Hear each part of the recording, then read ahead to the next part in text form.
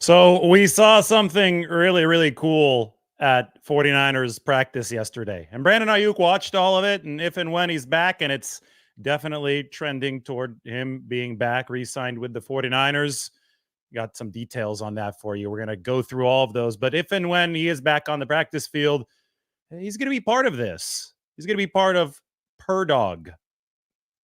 Pur-dog to Aiyuk. And I'll explain what I mean there, because Pur-dog actually meant a throw to Brock Purdy, who I think was on his way to a 70-yard touchdown. It was a deep throw from Deebo Samuel to Brock Purdy. Now, normally, we have an agreement with the 49ers. This is part of their media rules.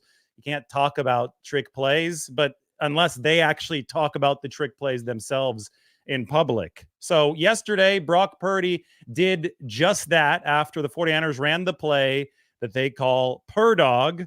And I do have to say that I'll tie this into Brandon Aiyuk, because right now it ties into Deebo Samuel, who threw it to Brock Purdy. Let's listen in. We're trying out some trick plays and stuff here and there just to keep our defense honest with some looks. So it was fun to be able to, hand the ball off, toss it to Deebo, and then I'm out around on the edge. And I just told Deebo, give me a shot. Like, don't overthrow me, don't underthrow me, just give me a shot, bro. And so he did. And I think I would have scored on it, but we'll see on film. Is there a name for it? Yeah. Has anyone told you guys? No. No? It's Pur-dog. Yeah. Pur-dog? Yeah. Pur-dog. Yeah. It's called Pur-dog. Yeah. Pur-dog. Yeah. So. Pur-dog. So we got to see it yesterday. I have to say it was a really, really good pass from Deebo Samuel. There was a day earlier in training camp where Samuel threw a ball that was not pretty at all. It was one of the ugliest passes I'd ever seen. And I always remember Juwan Jennings throwing it. Well, I do remember Deebo Samuel throwing against the Rams in 2021. I believe it was calendar year 2022. 2021 season, week 18. I mean, that's a legendary 49ers play, right? You have to win the game down at SoFi Stadium, and you see the throw from Deebo Samuel to Juwan Jennings seemed to hang up in the air forever. But Juwan made the catch. He bobbled it. It was one of those that you held your breath for about 5 seconds. But he did catch it. But I would have to say that if you have a receiver throwing a football on the team, you probably want it to be Juwan Jennings, because Juwan Jennings was a quarterback up until the college level. He was actually recruited to Tennessee as a QB, and we saw the throw. It was a beautiful one last year across the field to Christian McCaffrey in the Super Bowl as he got drilled. But Deebo has shown the ability to throw it before in that game against the Rams. Earlier this camp, there was an ugly one from Deebo. Much prettier one from Deebo Samuel to Brock Purdy, as Brock Purdy himself talked about it there. So we're not letting any secrets out, since Brock Purdy is talking about it at a presser. And that leads me to my big point here regarding Brandon Aiyuk. Obviously, the 49ers are very okay with knowledge of this trick play getting out there, because Brock Purdy was happy to talk about Pur-dog in the press conference. And boy, Purdy was running fast. He was moving away from Jair Brown after he caught it in stride from Deebo Samuel. But it's all about the totality of the weapons and the chess match of being able to set different things up.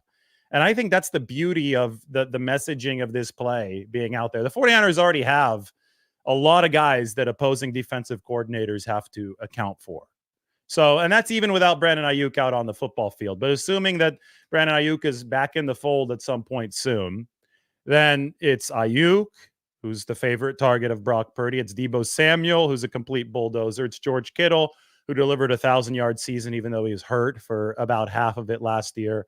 Juwan Jennings, who I'm talking about, who I think in another system, another team could catch a lot more footballs, but obviously he likes his role with the 49ers. There's Kyle Juszczyk. There's Christian McCaffrey coming out of the backfield. Can't forget about him. One of the premier weapons in all football. There is a boatload of talent on this 49ers team that Brock Purdy can distribute to, and that opposing defensive coordinators have to scheme to stop. As soon as you start mixing in just a mere possibility of trick plays, the occasional reverse or the occasional, what we saw yesterday, Pur-dog, that adds a whole other strain. And the 49ers don't even have to run that play during a game for it to provide a strain in the back of defensive coordinators' heads. So once you get Aiyuk back into the mix, that's a whole other wrinkle. Do the 49ers ever throw it with Aiyuk? Is there a threat of Aiyuk catching a pass off of one of these trick formations?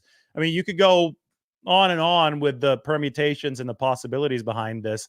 And I think that the main point to remember at any given time when the 49ers do broadcast a play like Pur-dog, when Brock Purdy talks about it in the press conference, the main point is that they're adding more optionality toward what they might do in the regular season. And once Brandon Aiyuk does re-sign, if that is what happens, and if this impasse does break, then you've added another permutation into the mix. Ricky Pearsall, you've added another permutation into the mix. That's the beauty and the glory of the 49ers offense, which ranked number one by a wide margin last year in efficiency, is the totality of the weapons and the ability of the quarterback and the play caller, and that combination between quarterback and play caller to distribute the ball and utilize those weapons, to play that point guard role. There's nothing that Brock Purdy is more proud of than his ability to sit there and distribute to what the 49ers have. And that ultimately is the goal that the quarterback should embrace and should execute, is the ability to meld with the play caller and meld with the weapons around him to make the offense work as efficiently as possible. And that's why we measure Brock Purdy in efficiency the way that we have measured him. All right, so we're going to go through a lot today. We talk about Brandon Aiyuk. Why don't we talk about the details that matter? Because I'm sitting here and I'm seeing so many posts on social media. Some stuff gets back to me about, videos too. And, people just talking about this Brandon Aiyuk situation as if it's not an agreement that has to be reached by both sides. No, the 49ers are not locking Brandon Aiyuk in a room and not letting him practice. And it's also, it doesn't go the other way either. It's not all up to Brandon Aiyuk. This is up to both sides to reach an agreement, which is why it's hard to thread that needle. Brandon Aiyuk has to sign on the dotted line, and the 49ers obviously have to come with an offer that Brandon Aiyuk is willing to sign on the dotted line. But currently, as it stands right now, Jeremy Fowler, I think, is the latest to report something reputable, and you have to really be careful about where you get your information from regarding Brandon Aiyuk. But he's the latest, and this is on top of what Mike Garofalo has said. And, I myself reported yesterday, we were talking about it, that the 49ers are close with Brandon Aiyuk. Does that mean that they get it across the finish line? Not necessarily. This has been the least predictable contract saga that we've seen with the 49ers in the Kyle Shanahan and John Lynch era. But the reports are, and some of the intel is, and I'm just being very careful in how I present this, because I'm getting some information. So some of this is my reporting. And then obviously some of it, you rely on guys like Mike Garofalo.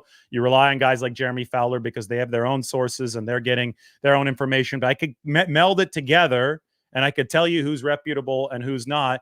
And from what, I have gathered in totality, it's the final year of this Aiyuk deal that is the current sticking point, or the current point that both sides have to overcome in a contract negotiation. And no, it's not guaranteeing the final year. I heard that somewhere not that long ago. Somebody was saying, oh, he wants 4 years guaranteed. It's like, not even Nick Bosa got 4 years guaranteed. Do people understand that? Do people understand that they're just making stuff up? They're throwing it up against the wall and seeing what sticks. But we can actually look at contract structures, and this is my proposed Brandon Aiyuk contract, and we can see what's going to matter and what's not. And I could tell you that if you looked at this, but for Nick Bosa, the first 3 years had full guarantees in them. Year 4, which in Brandon Aiyuk's case would be 2027, did not. He's not going to get a contract with fully guaranteed money in year 4. It's just not going to happen. It's not how the NFL works. It's not how the 49ers contractual system works. I think that Bosa worked hard to get $30 million fully guaranteed in year 3, and he got it because he was Nick Bosa. That's not the case here. Another thing that, people talk about, that they'll toss out numerical figures and they'll say, oh, they're offering him $30 million now, as if it's some kind of groundbreaking report. And that's also not a groundbreaking report, because I'm not even sure, where exactly. At this point, you can't trust a lot of sources, right? That they've reported that Brandon Aiyuk was about to re-sign 2 weeks ago. That obviously wasn't true. Then they reported he was about to get traded. That obviously wasn't true. So it's like the boy who cried wolf. You know, a lot of these 30 million things, you just can't even verify if that's going to be true or not. But that to me is beside the larger point. The larger point is that even if 30 million per year ends up being true, that number is almost wholly irrelevant toward the 49ers larger salary cap picture, because you can, you know, I have the fully guaranteed money tracker here. Let's just go with this and let's put this up on the screen. You can talk about APY all that you want, but it's the fully guaranteed money in these deals that tells you the true strength of the deal, A, and B, will give you more hints as to how a team can structure that deal so that it fits into their salary cap situation. And for the 49ers, that, you know, is very, very relevant, because they're probably going to have to deal a contract to Brock Purdy next season. But you see the Justin Jefferson jump here. The wide receiver market before Jefferson signed his deal had peaked out at $52.5 million in fully guaranteed money to Tyreek Hill. Then Justin Jefferson took aim at Nick Bosa's contract, and this is nearly a 70% gap between number 2 and number 1. So it jumped from 52.5 million to 88.7 million for Justin Jefferson. Brandon Aiyuk is obviously not going to get as much as Justin Jefferson in fully guaranteed money. That'd be wholly unrealistic. But what we saw was the negotiation polarization between Aiyuk and the 49ers, especially after Jefferson signed this contract, because it was a weight that brought the demands much higher than where they had previously been. The expectations were very warped. And I think Amon-Ra St. Brown's deal had something to do with that as well. But Amon-Ra St. Brown had only $34 million in fully guaranteed money. So my question is, if and when the 49ers do get something done, where will Brandon Aiyuk fall? Is it going to exceed the Amon-Ra St. Brown $34 million? I think so. I've always thought that Aiyuk was going to be in the 40s when all was said and done, thanks to his durability, thanks to the production that he's delivered for the 49ers. Can he get up into the 50s? Well, here's the thing. You might say, okay, that's crazy, but the 49ers actually stand to benefit through giving out more fully guaranteed money, because they can stretch the cap hits out further into the future, like an accordion. So you see here, this is my proposed contract for Brandon Aiyuk. And this was back in, when was this? April? I probably wrote this in April, right before they almost had a deal with Brandon Aiyuk, but they couldn't quite get it done. So you look here and you can see that I gave him a hypothetical $30 million signing bonus.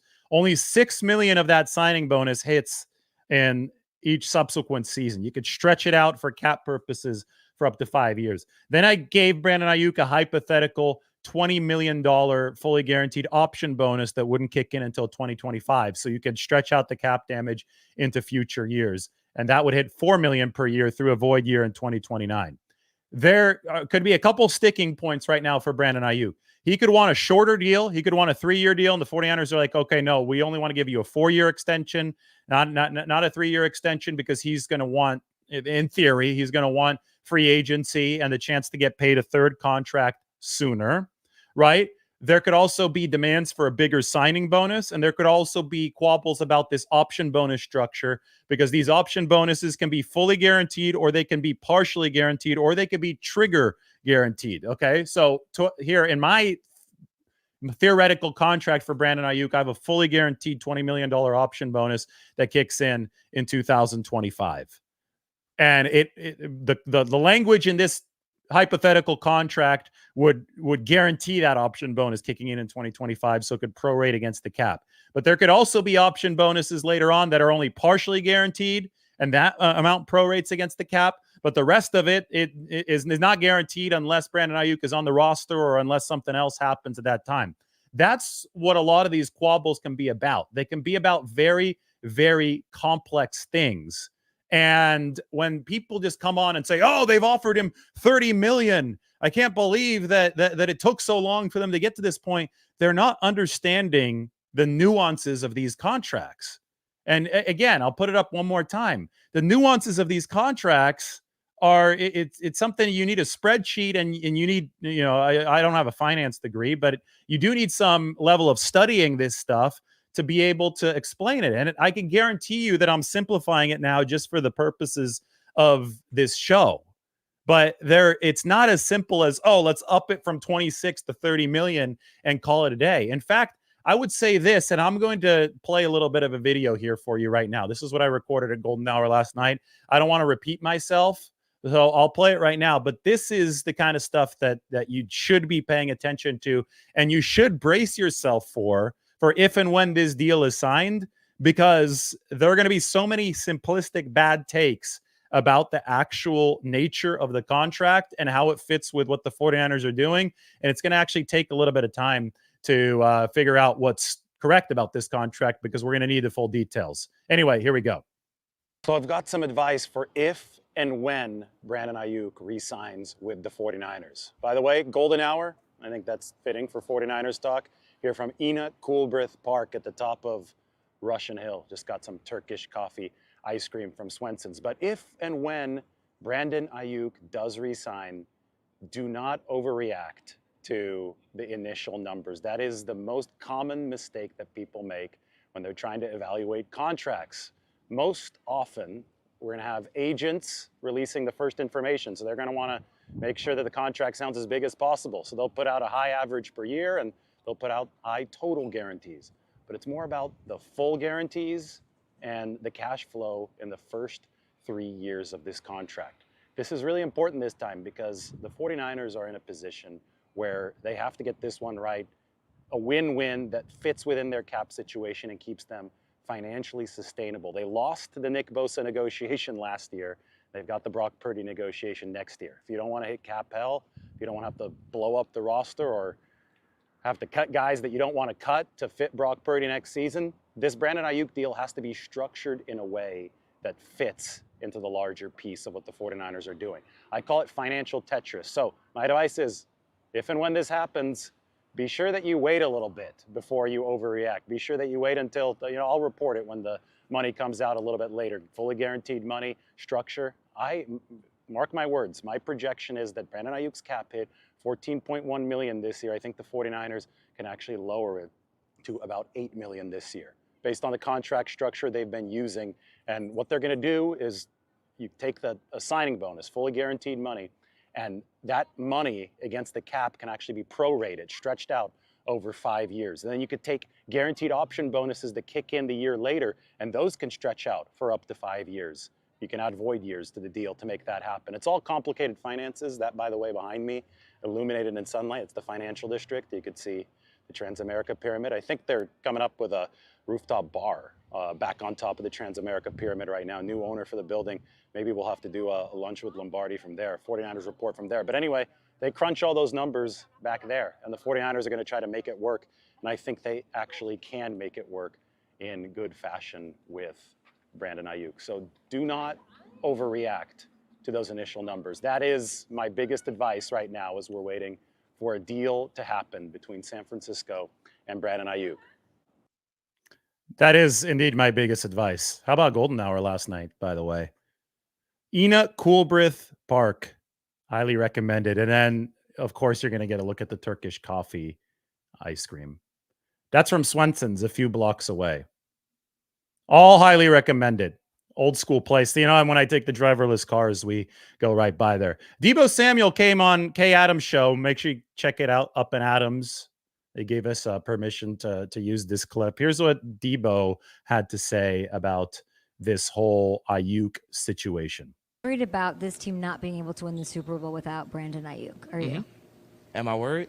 Can this team win a Super Bowl without Brandon Aiyuk? Can we win a Super Bowl without BA? I think BA is going to be a part of this team, so we don't have to worry about that. Let's go. Love that. That drove me crazy yesterday. So many people, they're rushing to get their clicks. They're rushing to, retweet information or post information. And they quoted Deebo Samuel saying, BA is going to be part of this team without including the I think at the start. Yes, we get it. The 49ers are close to signing Brandon Aiyuk, but you don't have to twist what Deebo Samuel said. It doesn't have to be an absolute statement. If it wasn't an absolute statement, he said, I think ahead of there. I think that there's, and I do think that there is until the pen is the paper in this situation, there is inherent gray area. And we have to recognize that because it has been an inherently unpredictable situation. Brandon Aiyuk has gone out and said that he wants to be with the 49ers next year and that he wants a deal to be reached. But at the same time, we've seen all the cryptic messages from him that have exceeded even what we saw in the Deebo Samuel situation, which got a little weird, right? There was a trade request there too. The Aiyuk trade request happened later.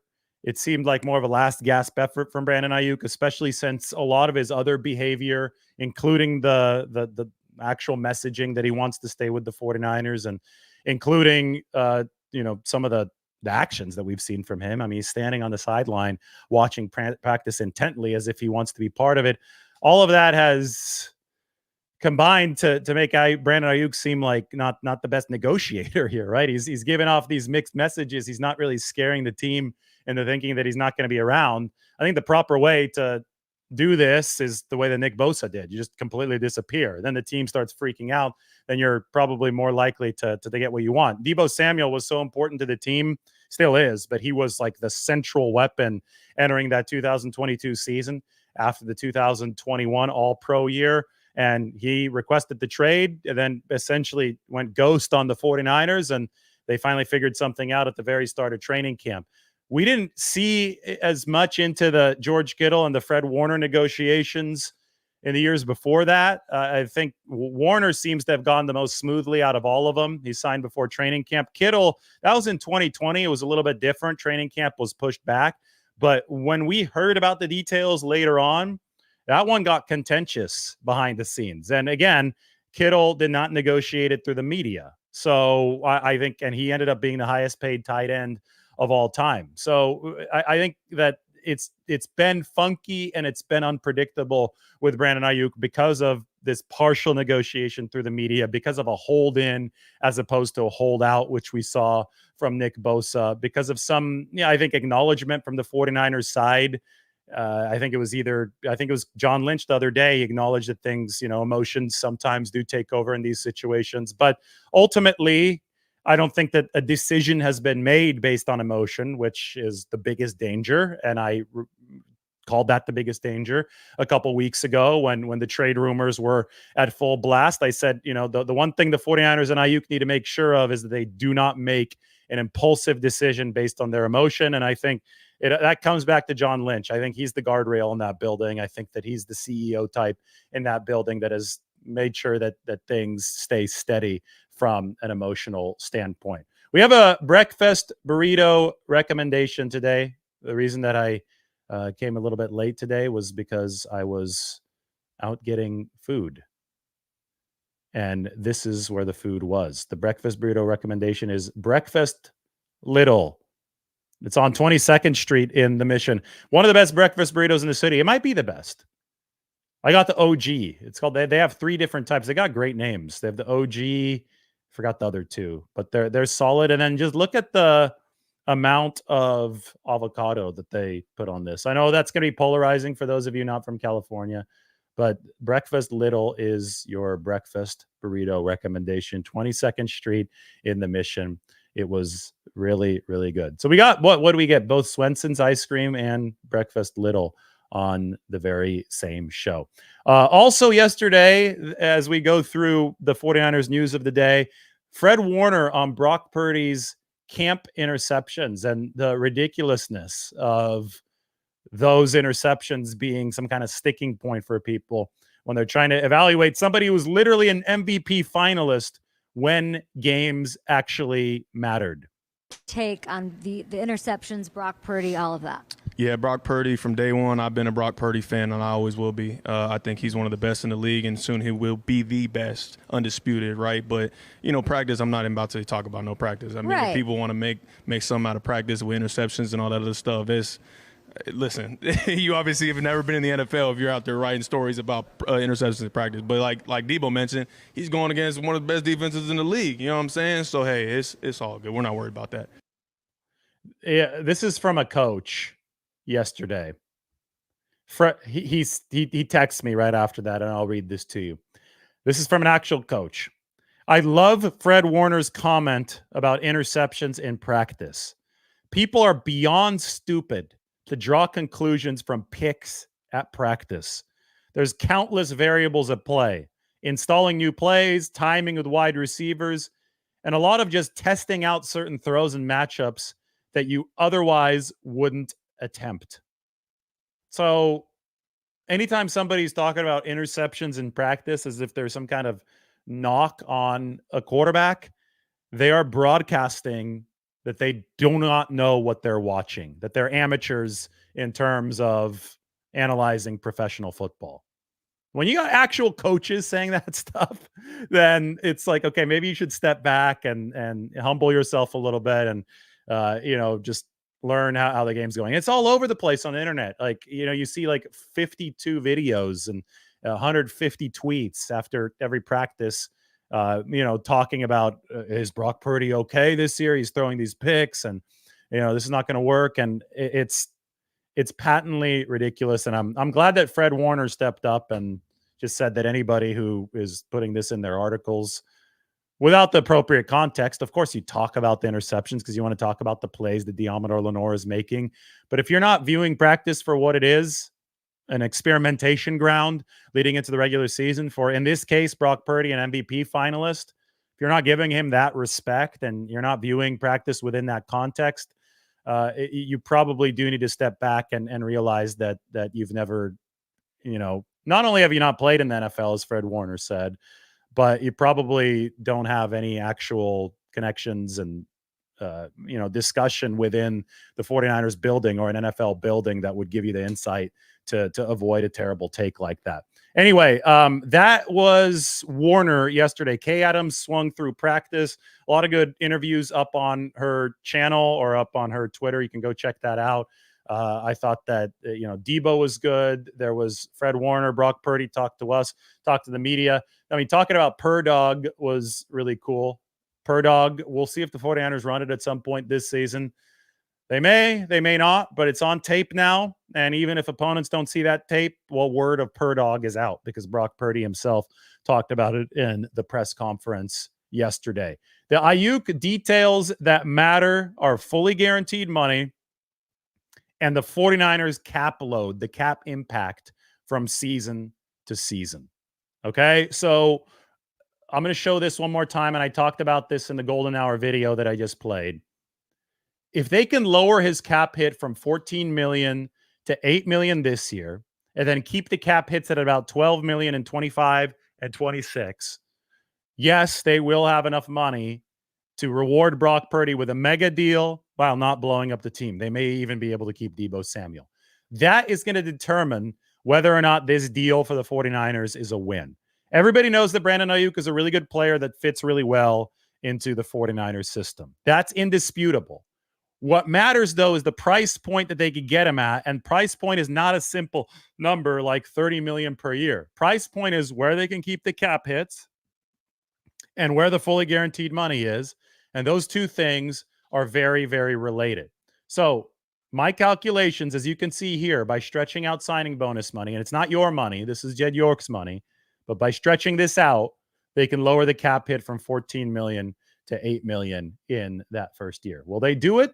We'll see. We'll find out. All right, I'm going to open it up to 49ers Q&A after one more thing. We're going to talk about the Deommodore Lenoir lesson. Lenoir had a pick, if we're going to talk about practice picks for Brock Purdy. It was an impressive one. He's been playing big, Deommodore Lenoir. I know he's not the biggest cornerback, but it seems like when you watch him, you're like, okay, he's playing like he's 6'3" as far as the area of field that and the wingspan of receiver that he can cover. But he's also quicker than a typical 6'3" guy, which is why he's able to accomplish the rare feat of playing inside and outside for the 49ers. He's playing in the slot as the nickel back in those situations when they have to have three corners out on the field.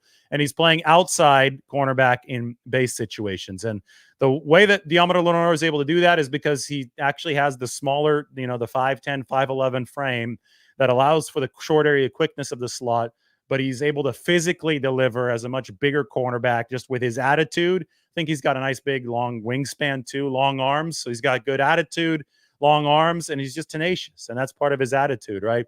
So the interception yesterday where he undercut Deebo Samuel on the deep corner route was a great example of that. But we heard Lenoir talking with Richard Sherman on Richard's podcast the other day. And the whole thing about Lenoir and Richard Sherman is that, Sherman, he was a guy that was not afraid to speak his mind. And I think that helped turn him into somebody who's going to be a Hall of Famer. It's probably only, 2 or 3 years before Richard Sherman is eligible for the Pro Football Hall of Fame. But his ability, he had an imprint on the Seattle-style Legion of Boom, cover 3 defense in Seattle. He had an imprint far greater than any normal player because of how cerebrally he approached things and, how aggressively he would take things up with the coaching staff. And then I think he had the same impact with the 49ers in that he was essentially a coach on the field, and he influenced the culture of that DB room. The DB room might have shifted talent since then, but Richard Sherman's legacy with the 49ers lives on. I wrote entire feature pieces about how he was tutoring guys in the locker room and how he was able to connect scheme with player with the 49ers in a way that hadn't, been possible until he got into that building, because he actually ran the Seattle style cover 3 to great effectiveness, obviously, over the first several years of his career. So anyway, Richard Sherman was talking to Deommodore Lenoir on his podcast, and Lenoir said that he wanted to play nickel in the Super Bowl because he had been playing nickel up until that point. But Steve Wilks said no. The 49ers really didn't want Ambry Thomas to play in the Super Bowl. Ambry had been outside cornerback for the 49ers in nickel packages up through the playoffs until the Super Bowl, but they felt that he was probably the worst player on the field for them defensively. They didn't want him out there, so they said, okay, Deommodore, you've got to be the outside corner. And then they said Logan Ryan, the veteran, who was going to be playing in his final career game, he's since retired, was going to play at nickel. Lenoir thought that he should be playing nickel. He just sensed that the football was going to be coming in that direction based on watching the film against Kansas City. Steve Wilks thought, no, Logan Ryan can handle it. I don't want Ambry Thomas out there. You could see the reasons behind some of these decisions, right? Lenoir disagreed with it, but he just let it happen. He just wanted to do what was best for the team. Rich, in retrospect, though, I think Lenoir regrets it a little bit. Logan Ryan gave up 5 catches on 7 targets, including a touchdown. The passer rating for Patrick Mahomes into Logan Ryan's coverage in the Super Bowl was 126.8. That is a very good passer rating. It's bad for whoever's covering. So in retrospect, it's like, maybe I should have, argued harder. And so Lenoir tells Richard Sherman that in his podcast, and Sherm says, next time you should go straight over the defensive coordinator's head, in that case, Steve Wilks, to Kyle Shanahan. Remember that Shanahan had earlier in that season overruled Steve Wilks' staff. That was before the game against Seattle, of all teams, where they had Charvarius Ward shadow DK Metcalf, follow him around man coverage. Something the 49ers hadn't done a lot of. I guess Steve Wilks didn't want to do it. Talking to Tashawn Gibson multiple times last year, the secondary was happiest whenever Steve Wilks would allow them and trust them with man coverage instead of zone coverage. They wanted to do it more often. Well, it happened due to head coach overruling whatever the defensive staff was thinking when Kyle Shanahan said minutes before the Seattle game, no, Charvarius Ward trails DK Metcalf.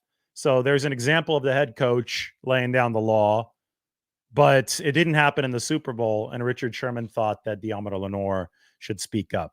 The lesson, though, that we've learned here, I think is, Richard Sherman obviously very brash with this kind of stuff, and it worked for him in his career, and maybe the 49ers could have benefited from a little bit more of that from Deommodore Lenoir last year. But the main lesson should be that there was a disconnect between coaching staff, players, and head coaching staff and defensive coaching staff, or at least the leadership of the defensive coaching staff and Steve Wilks last year. And it's easy to see why there'd be a disconnect. They brought in a coordinator, didn't allow him to bring in any of his assistants, and wanted Steve Wilks to assimilate to what they were already doing. And they thought that it would be this great experiment that could kind of thread a needle. And improve the defense with new ideas, but not change its DNA. Unfortunately, Kyle Shanahan saw it play out, and it didn't play out that way. It played out in a negative way. The defense dropped from number 1 to number 10. He ended up firing Steve Wilks after the end of the season, and all these stories that are coming out now down the road, I think, are just lessons about how this wasn't a functional arrangement, and it wasn't going to last more than a year anyway. A lot of people will simplistically say, "Oh, he's throwing him under the bus for the Super Bowl." It's like, no, this wasn't working out much earlier. Still have to remember that at the time of the bye week, the 49ers told Steve Wilks, "You've got to move down from the booth to the sideline." And Steve Wilks had very, very clearly said prior to the season that he wanted to be up in the booth. But Kyle Shanahan said, "No, you're leaving the booth. You're going on the sideline." If that's not, a stripping of power, I don't know what is. If that's not an indication that there's a disconnect between the coach and the defensive coordinator, I don't know what is. So I think that the Lenoir lesson is, well, we have another glimpse into how that wasn't really working out for the 49ers. All right, Pur-dog to Aiyuk. You guys have any questions about it? Because I am ready to answer all of them. It's 49ers Q&A time here on the channel. Beautiful Saturday. I've got a lot to do today. It's a day off. 49ers play tomorrow against the Saints.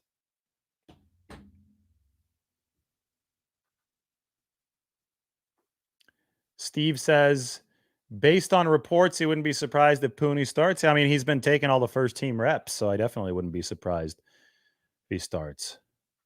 Everybody wants information about Trent. I would predict Trent is going to sign in the next week, 1 to 2 weeks. It's going to be before the season. The sense I get from the 49ers is there's not a lot of worry about the Trent Williams situation at all. So take that for what it's worth, but I think the 49ers are feeling good about that. It's the Brandon Aiyuk situation that's much less predictable. Trent Williams is straightforward, and Trent isn't really losing much from missing a good chunk of training camp. I think the key with Trent is you got to get him in there early enough so that he could build a little bit of a callus before the season. But at 36 years old, a walking first ballot Hall of Famer does not need a full 6 weeks of preparation. In fact, Jalen Moore probably needs a little bit more preparation. So Trent, he's up in Texas. He could enjoy his time in Houston, although it's pretty hot there right now. Maybe he doesn't mind. And then he could show up in Santa Clara, and he can get ready for the season in due time. I would trust Trent Williams to have a firm gauge on all of that. I mean, Williams took a whole year off, right, in 2019, and then he showed up and dominated for the 49ers in 2020. So this is a guy who's already proven that he could shake off the rust quickly. He is a complete natural. People talking about Pur-dog. I love it.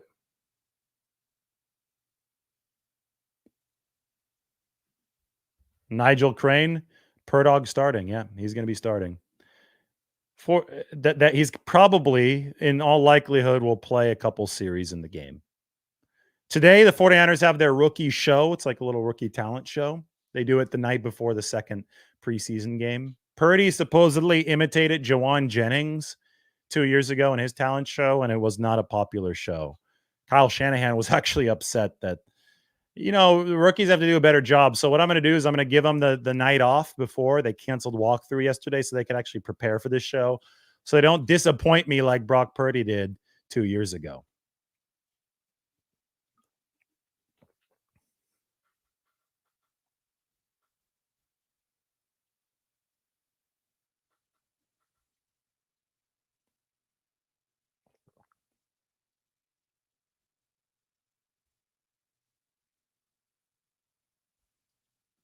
David says the 49ers need a punt return, and that's not me. It's David Solis.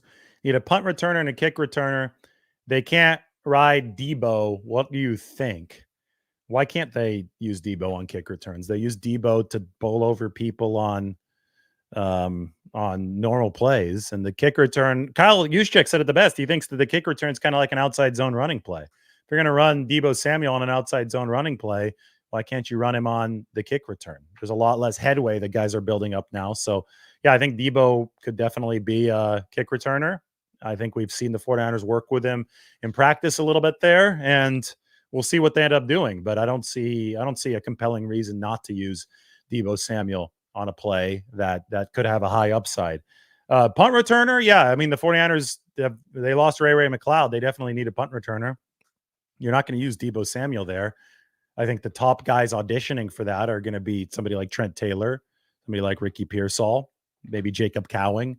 We'll see which way they go. But it's a completely different skill set at punt returner than at kick returner. Eric Gomes, hit the like, guys, all caps. Beautiful Saturday in the city. I've got to get out to the pool. I'm going to have a cool little restaurant profile. Good 49ers fan. This will be a surprise. Actually, it doesn't have to be a surprise. The restaurant profile I'm doing today is here. You guys see the new hat?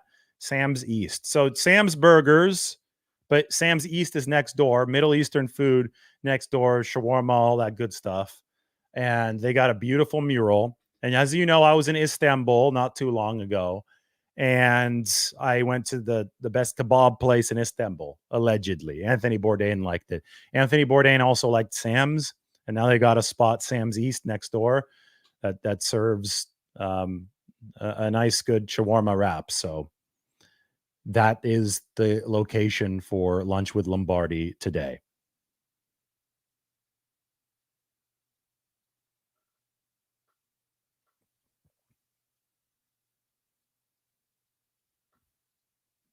This is a good one. Go for once, Juwan Jennings, to go off the rails in week 1. That way we can sing Benny and the Jets, since his first name is really Benny. Juwan Jennings' actual name is Benny. So I get it. Benny and the New York Jets. Important for, if Brandon Aiyuk is not back in week 1, maybe Juwan Jennings can go all Benny and the Jets. You can sing some Elton John. Pearsall updates. Pearsall update is that they're hoping he's going to be back at practice next week. I think he will be. They're really protecting Pearsall from himself at this point. They do not want Ricky to come back too early. I think he played through a lot of stuff in college. He's tough as hell.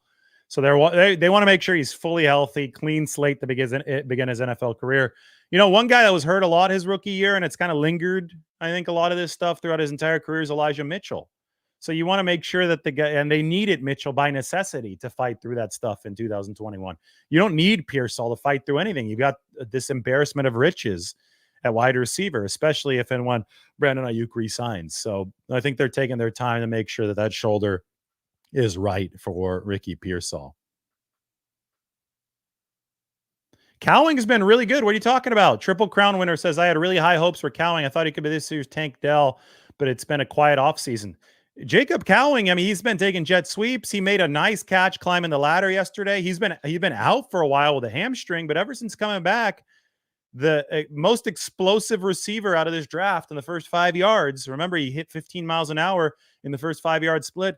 He's been really good for San Francisco. So I don't know what you're talking about. I think that he's been making some noise, and he's going to make the team, and I think he's going to make some noise on the field for the 49ers. He's not big, but neither was Ray McCloud. Like, there's different jobs, different roles that you need to hit on the field. And Jacob Cowing is going to be more of that gadget type. And with the burst and the speed, maybe he can give him a little bit of a deep threat.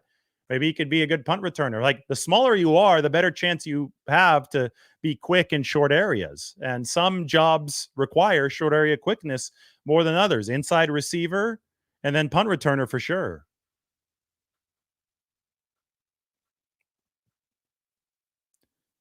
Steve says that Pearsall seems to have a lingering shoulder problem, and he hopes that rest helps that.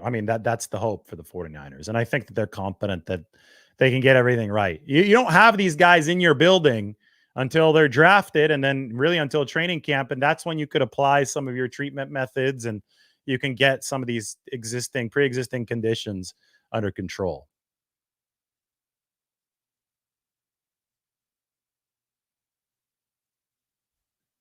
No problem. I think I was talking about Cowing one of my updates recently. I mean, he hasn't been a huge contributor, but he's been making plays, and as a rookie, that's what you want at this point.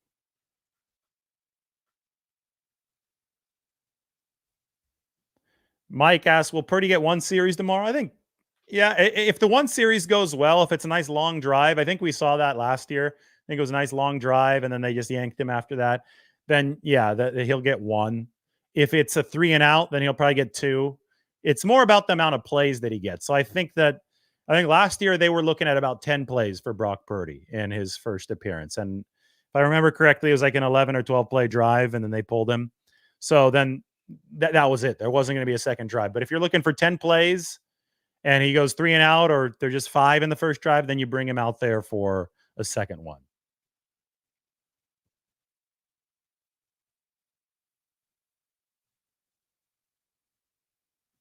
Do I think that Brock Purdy has to win the Super Bowl to get paid big, or just making the playoffs will get him that bag? I think just playing well. He's in position. If he plays well by his standard, which is top of the league, right? That's how he's playing.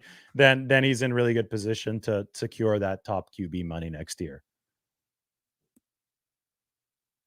There's a lot of things that could be outside of his control. It's a team sport. He might be the most impactful guy as the quarterback, but he's not the only impactful guy.